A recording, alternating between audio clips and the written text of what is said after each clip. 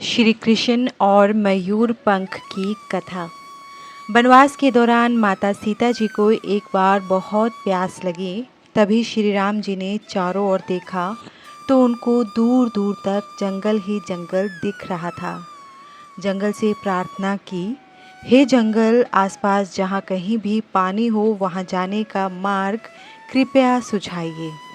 तभी वहाँ एक मयूर आ गया और कहने लगा, श्री राम, आगे थोड़ी दूर पर ही एक जलाशय है।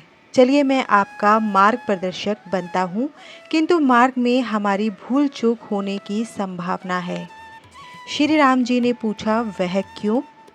तब मयूर ने उत्तर दिया कि मैं उड़ता हुआ जाऊँगा और आप चलते हुए आएंगे, इसलिए मार्ग में मैं अपना एक एक पंख बिखेरता हुआ जाऊँगा। उसके सहारे आप जलाशय तक पहुँच ही जाओगे।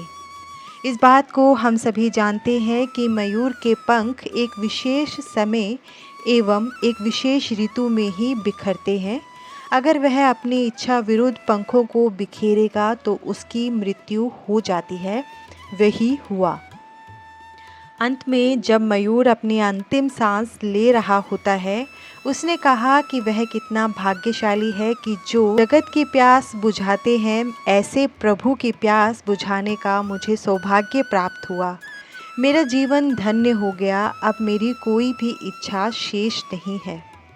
तभी भगवान श्री राम ने मयूर से कहा, मेरे लिए तुमने जो मयूर पंख बिखेर कर मुझ पर जो ऋणानुबंध चढ़ाया है, उस ऋण को मैं अपने अगले अवतार में ज़रूर चुकाऊंगा, अपने मस्तक पर धारण करके।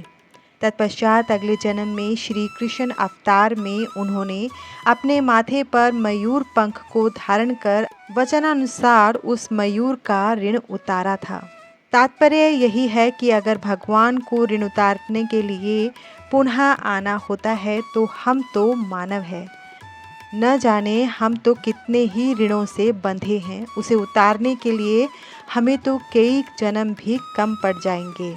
अर्थात अपना जो भी भला हम कर सकते हैं इसी जन्म में हमें करना चाहिए।